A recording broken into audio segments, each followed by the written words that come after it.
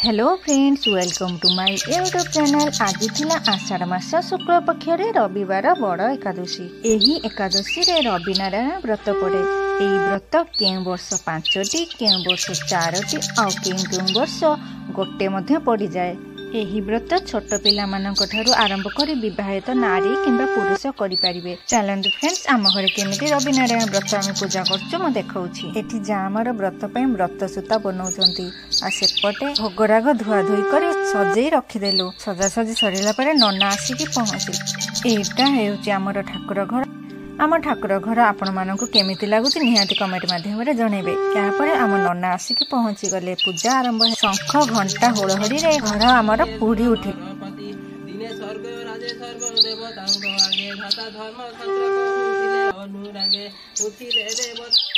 यापर आमर आरती है।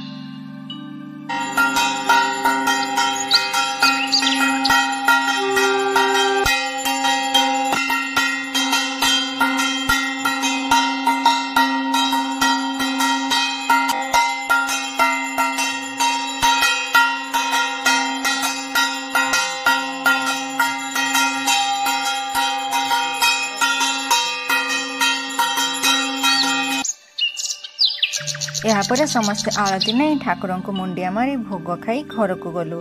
आपण मानक आमर भिडियोटी जदि भल लगी था लाइक शेयर सब्सक्राइब निश्चय करेंगे। रहिली जय जगन्नाथ।